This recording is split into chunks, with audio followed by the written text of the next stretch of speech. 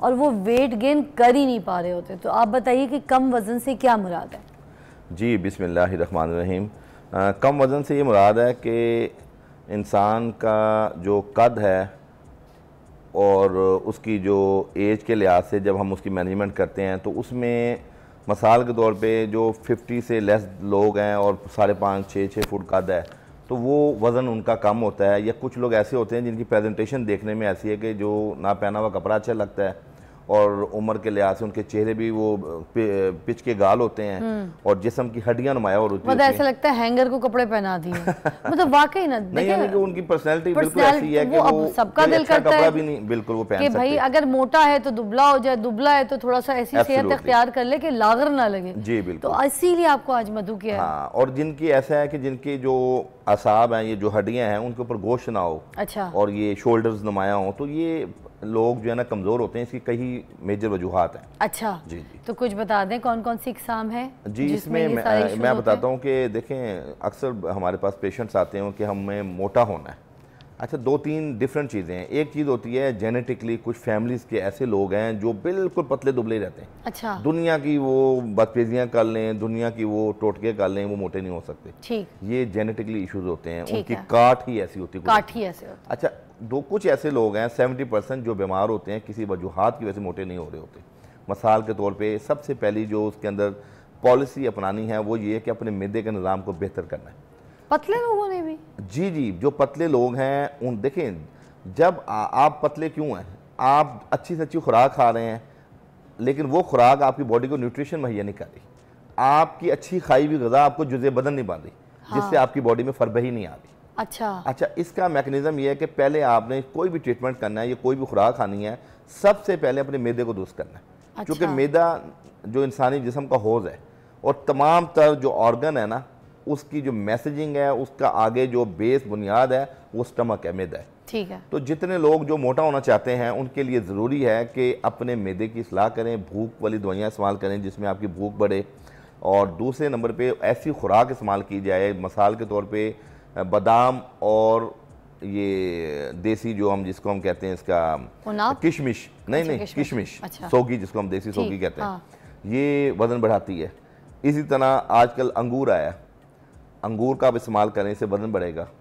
इसी तरह आप जो है खजूरों का इस्तेमाल करें, खजूर वज़न बढ़ाते हैं। खजूर में कोई सा भी अजवा हो, जो मर्जी खजूर हो। अच्छा। हाँ, वो चाहे पाकिस्तानी हो, चाहे अरब की खजूर हो, चाहे सिंध की हो, खजूर दूध के साथ इस्तेमाल करें। ग्राइंड दूध में, मिल्क शेक में खजूर डाल सकते हैं। इसी तरह आम जो है, मैंगो जो है ना, इंसान में फरबही पैदा करता है। ठीक है। लेकिन यही बात है कि ये ग़िज़ा उस टाइम जुज़े बदन बनेगी जब आपका मैदे की इस्लाह होगी। साबुदाना भी ठीक रहता है? साबुदाना इसमें बेहतरीन चीज़ है। इसमें गंदम का दलिया जो है ये मोटा करता है। जैसे जौ का दलिया पतला करता है, तो गंदम का दलिया जिस्म को फरबा करता है। ठीक है। और गंदम के दलिए में आप बादाम, किशमिश, दूध, शहद, जो भी उसमें हस्बे जायका चीज़ें हैं इस्तेमाल करें, उससे आपको फरबी आएगी।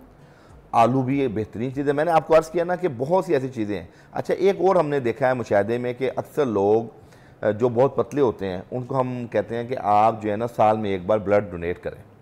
अच्छा, वो जब ब्लड डोनेट करते हैं ना तो बॉडी के अंदर जब एक दफ़ा पूरी हिलजुल होती है, ब्लड निकलता है और नया ब्लड जब आप वो पैदा होता है साले खून, उस टाइम भी आपकी बॉडी फरबही की तरफ जाती है। अच्छा। ये टेक्निकल बड़ा एक कीमती पॉइंट है। हमने लोगों को ज्यादा खून देना चाहिए। यानी डोनेट के तौर पे अपने 2 एलिमेंट होंगे ना, एक तो शिफा का एलिमेंट होगा कि वो शिफा मिलेगी, दूसरे नंबर पे एलिमेंट होगा खिदमत, जिसको जरूरत है उसके आप काम आ सकेंगे, तीसरा सेहत में मिल जाएगी। अच्छा, मुझे बताइएगा कि जो सिंगल पसली, डबल पसली लोग बात करते हैं, तो क्या असल में लोगों की सिंगल पसली, डबल पसली, चौड़ी हड्डी, पतली हड्डी ये होती है?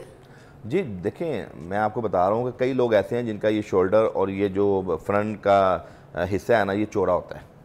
ठीक है जी, और ये नेचुरल। कुछ ऐसे होते हैं जैसे जिनका दतना है बहुत स्लिम होता है, चेहरे में बिल्कुल स्मार्टनेस होती है, वो बॉडी फरबा भी हो जाए तो वो कमज़ोर लग रहे होते हैं। ये फिज़ीक है, नेचुरली अल्लाह पाक ने, ये अल्लाह पाक की बनाई हुई इंसान। मैं ये कहता हूँ कि अगर इंसान पतला भी है ना, उसको एनर्जेटिक होना चाहिए, बजाय वो मोटा होने की दवाइयाँ खाने की। वो अपने आप को देखे कि उसके अंदर कोई बीमारी तो नहीं है, ठीक है, उसके अंदर कोई ऐसा एलिमेंट तो नहीं है जिसकी वजह से वो एक्टिव नहीं है, सुस्ती है, काहली है। अगर वो एनर्जेटिक है तो अगर वो थोड़ा वज़न कम भी है ना तो वो इतनी ख़तरे वाली कोई बात नहीं।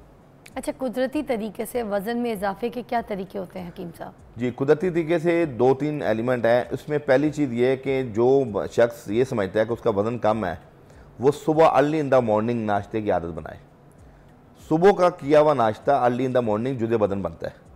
हमारे यहाँ लोग सुबह का जो नाश्ता है ना वो दोपहर के टाइम खा रहे होते हैं, और दोपहर का खाना जो है वो डिनर में खा रहे होते हैं। तो ये देखें, अल्लाह ने जो एक निज़ाम पूरी कायनात का बनाया है और पूरी बॉडी का जो अल्लाह ने निज़ाम बनाया है ना, वो एक सिस्टम के तहत चल रहा है। अगर अल्लाह ने रात आराम के लिए बनाई है, दिन काम के लिए बनाया है, तो अगर आप दिन को आराम और रात को काम करेंगे तो आपकी सेहत ख़राब हो जाएगी। इसी तरह आपकी मखसूस औकात के अंदर ग़िज़ा का लेना आपकी बॉडी को जुज़े बदन भी बनाता है और आपकी बॉडी को फरबा भी करता है। तो ये लोग टेक्निकली तौर पे जो फजर के बाद नाश्ता करेंगे, और अच्छा मज़े की बात, जो लोग ये कहते हैं कि हमें भूख नहीं लगती, वो सुबह अर्ली इन द मॉर्निंग उठें, एक्सरसाइज करें, उसके बाद शदीद भूख लगेगी, बगैर दवाई खाए भूख लगेगी, क्योंकि आपका अंदर का मेटाबॉलिक सिस्टम नेचुरली वर्क करना शुरू कर देगा। ठीक जी। अच्छा, एक कॉल शामिल करते हैं। अस्सलाम वालेकुम जी। फरीदा क्या कहेंगी? अस्सलाम वालेकुम। वालेकुम जी। बहन क्या कहेंगी, क्या पूछेंगी? मैंने पूछना, मेरी ना बहन के ना जिस्म पे मोटे पहले बड़ी तिल थे, अब वो ना मोटे मोटे काफी तिल हो गए हुए हैं, ठीक है, तो उनका ना पेट भी अक्सर खराब रहता है, मोशन आने लग जाते हैं, तो उसके बारे में पूछना है जी। हकीम साहब बताइए। बता दें जी मैं बात करवा देती हूँ टॉपिक से हट के, मगर आप प्लीज इलाज बता दीजिए। मोशन का बताया, दूसरा दाने का बताया, बता दीजिए, दोबारा बता दीजिए फरीदा। हकीम साहब बात कर रहे हैं आपसे। जी, वो ना जिस्म पे कुछ बारीक तिल है, कुछ ना मोटे तिल है, जैसे मतलब एक मटर के दाने के बराबर या इससे इतने मोटे तिल हो गए हैं, तो अक्सर मोशन आने लग जाते हैं, पेट खराब हो जाता है, तो इसके बारे में पूछना है जी। बताइए जी। जो चेहरे पे कील हैं उनके, और तिल जिसको आप कह रही हैं, जिस्म पे भी तिल हैं, ये जिगर की खराबी से होते हैं। तो इनका प्रॉपर ट्रीटमेंट होता है। कोई ऐसी दवाइयाँ जो जिगर के अंदर प्यूरिफिकेशन के अमल को तेज़ करें। जैसे हमारे पास उनाब है, उनाब का पानी पीना शुरू कर दें। इसी तरह जो है ये शात्रा, अर्क शात्रा एक होता है, वो चौथाई कप सुबह शाम पिए, उससे जिगर की भी सलाह होती है, और जिस्म के अंदर जायद जो तिल होते हैं, वो मौके जो होते हैं, वो भी ख़त्म हो जाते हैं। और पेट में उनका अक्सर लूज रहता है, उसके लिए सौंफ, पुदीना, इलायची का कावा पीना शुरू कर दें। दिन में 2 बार सौंफ, पुदीना और इलायची का कावा पीना शुरू कर दें, उनका पेट जो है ना इंशाल्लाह ठीक हो जाएगा। वैसे ये बड़ा अच्छा कावा आपने बताया। ये हाँ, मुझे इतने साल हो गए, मैं ये कावा ज़रूर पीती हूँ किसी भी हालत में। बच्ची भी जब मेरी दुनिया में आई थी, तो लोग जैसे ग्रे वाटर पिलाते हैं, तो मैंने इसको यही पिलाया था। बड़ी इलायची का दाना तोड़ के, छोटी इलायची का दाना तोड़ के, सौंफ और पुदीना डंडियाँ हटा के, उसका जब हल्का सा गुलाबी अर्क निकल जाए, काला नहीं, तो ढक्कन ढाक के, जैसे उसका गुलाबी अर्क निकल जाए तो उसको निकाल के, फिर उसमें थोड़ा सा शहद, बेरी का शहद, छोटी मक्की का शहद, जो आपको मिल जाए अवेलेबल, वो डाल के फिर मैं उसको पिला देती हूँ। बेहतरीन चीज़ है जी, और मैं इतना अच्छा फील करती हूँ, यकीन कीजिए। तो आज आपने यही जब कावा बोला तो मुझे एहसास हुआ कि इसके फ़ायदे वाकई बेशुमार है। इसको लाइफ में सारी ज़िंदगी के लिए पक्का कर लेना चाहिए। ऐसे ही है, क्या बात है। एक और कॉलर शामिल करता है। अस्सलाम वालेकुम। अस्सलाम वालेकुम जी। अली क्या कहेंगे? जी अली।